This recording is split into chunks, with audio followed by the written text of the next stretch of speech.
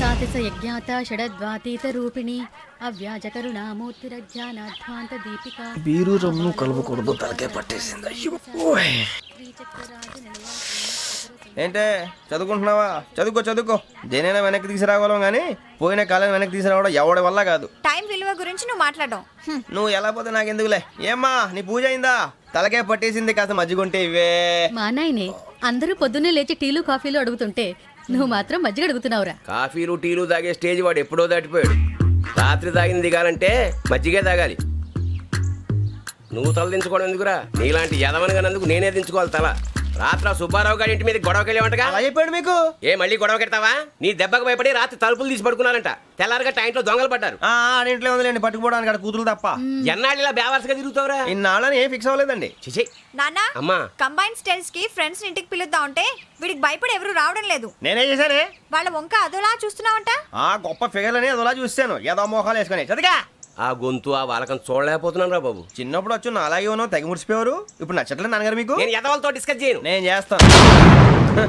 మీరు చెప్పదలుచుకుంది ఏమిటో చెప్పండి. ఇంకా చెప్పేదే ఉంది.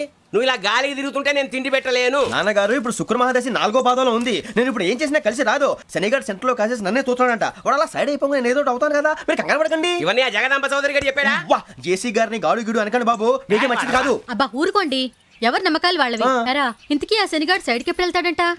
సెంటర్ లోకి రావాలమ్మా. మరి ఆ గురువు సెంటర్ లోకి ఎప్పుడు వస్తాడంటావు? అవన్నీ మనకి తెలుస్తాయి అంటే జేసీ గారు తెలుస్తాయి. నాన్నగారు ఒక 1000 రూపాయలు ఇవ్వండి, దక్షిణ నుంచి అన్ని అడిగేసి వస్తాను. ఎదిగిన కూతురు గుండెల మీద కుంపటైతే నీలాంటి బేవార్స్ కొడుకు క్లైమోర్ మైన్స్ లాంటి వాడు చీదరిదుడా. ఆ జేసీ గారు పోయాక వీడు నేను అమ్మ నువ్వే ఫీల్ ఓకే.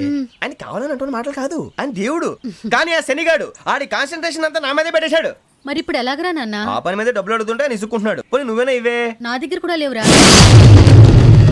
తెలుగు భాషలో నాకు నచ్చని ఒకే ఒక్క పదం లేదు.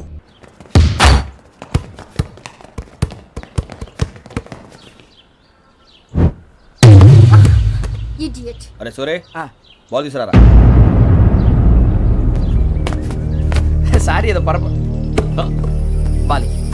బాస్కెట్ బాల్ మాలాంటి ఆడాలి. మీలాంటి మాసన కొడుకులు ఆడితే ఇలాగే ఉంటుంది. ఇలాగే ఉంటుంది. అమ్మాయిల ముందు ఫోర్స్ కొడతావా? ఆహా, అయితే నిన్ను కొడతా.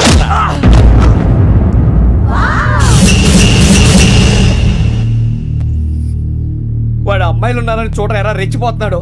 బాస్కెట్ బాల్ మీ వాడి ఆట కానీ మీలాంటి మాసోళ్ళు ఆడే ఆట కాదు అంటున్నాడు రా. రే ఇంత ముందు 2-3 సార్లు కూడా ప్రతి విషయంలో జోక్యం చేసుకుని మన వాళ్ళు కొడుతున్నాడు రా. వాడిని ఏదో ఒకటి చేయాలరా, వాడిని వదలొద్దు.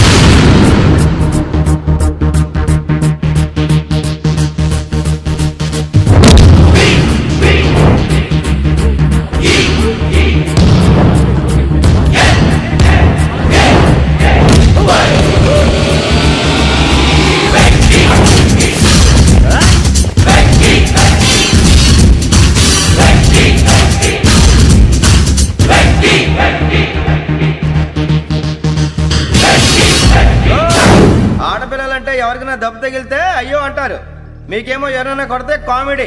కొట్టిన వాళ్ళు మీ దృష్టిలో హీరోలు. ఇప్పుడు నేను పచ్చడి కొడేస్తాను. నేను హీరోని అయిపోతానా? ఏంట్రా రెచ్చిపోతున్నావు? మాకు ఛాన్స్ ఇవ్వా? అసలు వచ్చిందే నీకోసం. మా వాడి బ్యాక్గ్రౌండ్ తెలియక ఆడమే చేసావు. ఇప్పుడు నీకు అప్పుడు అయిపోతున్నా రే. వాడి బ్యాక్గ్రౌండ్ సరే, అసలు నీ బ్యాక్గ్రౌండ్ ఏంట్రా? నాకు సెపరేట్ బ్యాక్గ్రౌండ్ అంటూ ఏం లేదురా. నేను ఎక్కడ నిలబడితే అదే నా గ్రౌండ్. అంత పుడింగువా? తెల్దా?